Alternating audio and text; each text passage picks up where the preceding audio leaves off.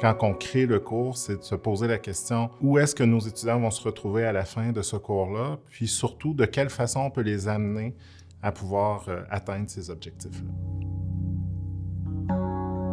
Dès que l'étudiant sait pourquoi on lui enseigne des choses, c'est beaucoup plus facile pour lui de comprendre la pertinence de ses apprentissages, puis il va être davantage engagé aussi dans sa façon d'apprendre. Même à plus long terme, en quoi c'est pertinent pour leur future pratique professionnelle. Si on est capable de démontrer le lien avec la future profession, les futurs stages, des situations très concrètes auxquelles les personnes étudiantes vont être confrontées dans leur futur travail, bien là, on vient augmenter vraiment la motivation, l'engagement, puis on augmente les chances de réussite.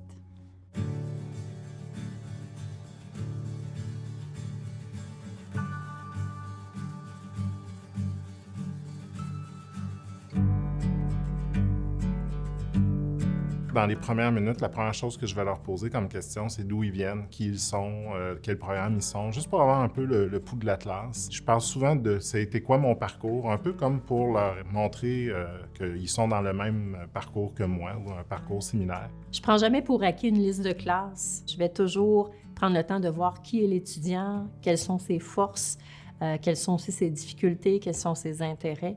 Je pense qu'au-delà d'un diagnostic, au-delà d'un profil particulier, il y a d'abord et avant tout un individu, une personne. L'adaptation aux différents profils d'étudiants se fait en écoutant les étudiants. Dans un cas où on va avoir un étudiant athlète, bien dans ce cas-là, ça peut être de s'assurer que même s'il manque des cours pour ses compétitions, il y a quand même tout le matériel nécessaire pour se rattraper. On a des personnes qui, même s'ils sont inscrites à nos cours, sont aussi des travailleurs à temps plein. Sachant que les étudiants travaillent puis qu'ils ont des horaires de cours qui sont quand même très remplis également. Pour moi, c'est important d'optimiser le temps en classe pour que, par exemple, s'ils ont des travaux d'équipe à faire, à ce moment-là, je vais leur faire faire ces travaux-là en classe le plus possible pour pas que leurs horaires les empêchent de le faire. La flexibilité que la pandémie nous a demandé, on continue à l'utiliser maintenant. Donc, je pense entre autres à l'enseignement en ligne. Une solution relativement facile à mettre en place pour régler des situations particulières.